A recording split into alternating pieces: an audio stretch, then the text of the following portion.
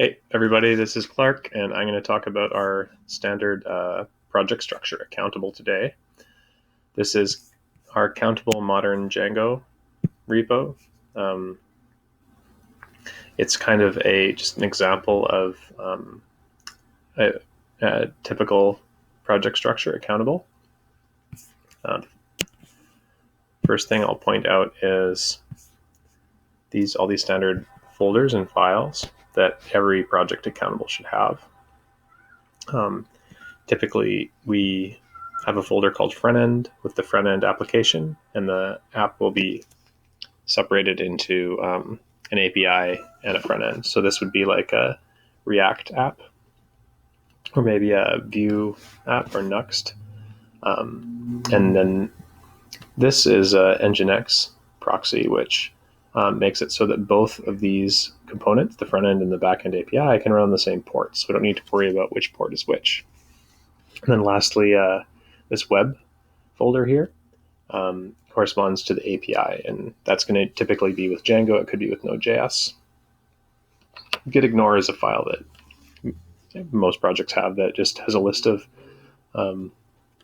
things that we don't want to include in our project. So SQL or zip files that we don't want to accidentally commit. It'll contain the compose overrides.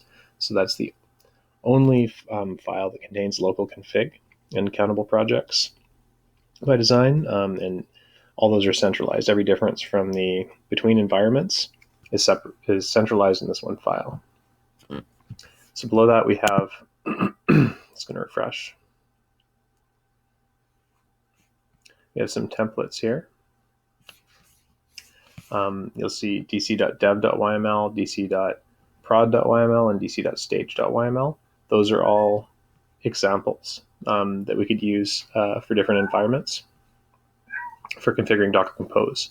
All of our projects use Docker Compose to drive Docker. Those are two technologies you should know the basics of and can go and look at separately before watching this video.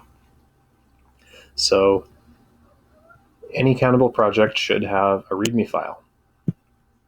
And the README file should be sufficient to bring up the project from scratch. So you shouldn't need to know anything else. You shouldn't have to hunt around. You can just, if you have access to the repo, you can run the project. Some cases you might want to import a database from some other environment in order to do anything interesting, but the project should basically work without doing that.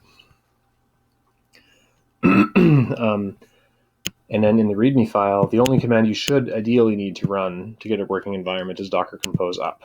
And that is the ideal. Sometimes there might be other setup commands. For instance, to create a super user, you have to run this command, and that's going to run inside the web container, which is the backend API. It's going to run a setup script that uses the ORM to create a admin user in the database, which might be useful for your development work. It says that it's created that administrator with these default credentials here. So if I go ahead, I've already cloned this, but normally you'd go git clone and the name of the project here. This is the HTTPS version. It's actually better if you sign into GitHub, then you can use the Git version of the URL, and then you can use SSH keys, which saves you a lot of time typing in your password every time you do anything. Same goes for Bitbucket. All of our open source code is on GitHub. All of our closed source code is on Bitbucket, so it's easy to keep track. So you can see in my local environment, I actually have one more file called dc.test.yml. So I'm about to explain how all that works. I'm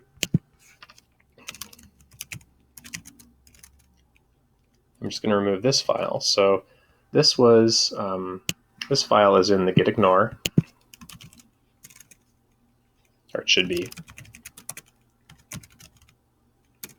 Let's just add it. Another thing at Countable is we believe in continuous improvement. So if you notice some little thing that you can fix, just fix it if it takes 2 minutes. Sorry, it's docker compose.override.yml. So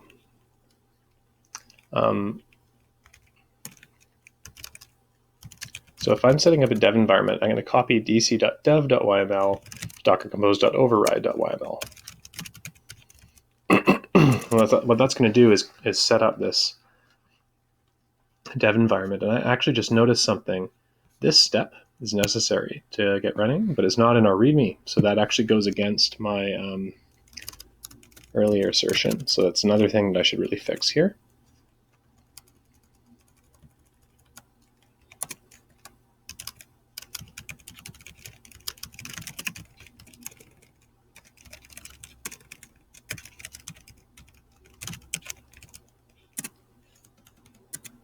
And really, I should explain what that's doing.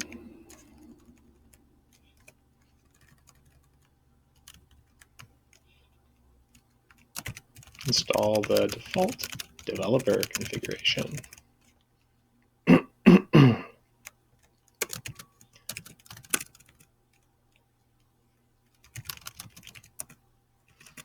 So I've actually got a few of these such little fixes here. So I'm going to go ahead and actually just publish those with gsync. This is a script at Countable that is going to publish everything that's currently in your repo to the current branch, all the changes. So it does a git add, git pull, git commit, and git push.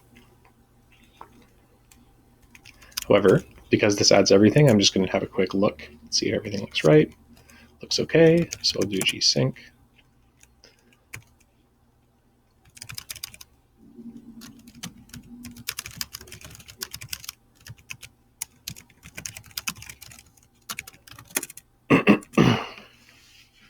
Okay.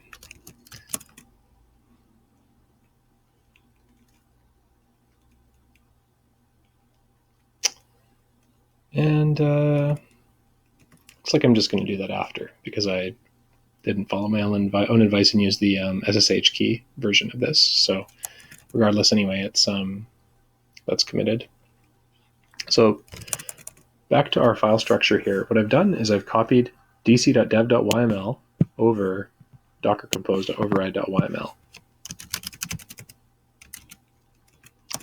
And what this is it's just a port mapping for the Nginx container. It's saying serve the Nginx service on port 80, and that means we'll just be able to go to localhost when we're running this. That might not be the case in every environment. We might want to run it on a different port, so therefore it's a custom config that depends on our environment, so it goes in these config templates. If I was running the tests, for example, I would have copied dc.test.yml. If I wanted to automatically run the tests on a CI environment. Actually, it's actually Jenkins and CI environments that use all of these templates except for this one. This one's for developers. So if you have any secrets, you can put them in here, but you actually won't put them in here because this gets saved into Git. So this is just to get you started for a dev environment, and then you can put any secrets that you have in environment variables in here. And what those are going to do is they're going to be added to docker compose.yml. Docker compose.yml is the definition of all the services in our app. And these things are the same between every environment. Because docker compose.yml is in Git, this is going to be every web service. So in the test environment, in the production environment, in the dev environment, and same with all these other ones. If there's differences, those have to go in these templates. And that makes it really easy to keep our environments all as similar as possible, which is something that really can save a lot of time. It also makes it really easy and fast to bring up a dev environment. So Docker Compose up is going to actually spin up my environment using that overrides file that I just created. At Countable, we have another alias like gsync called just D for Docker Compose because we use Docker Compose so much. You just have to install the .files app. There's another video about that.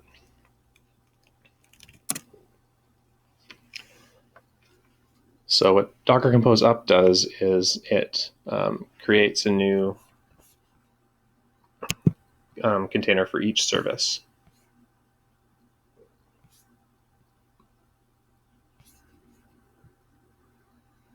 So I'm able to go to localhost here. And it says bad gateway. When creating a new environment, there's a race condition that sometimes happens with Docker Compose. So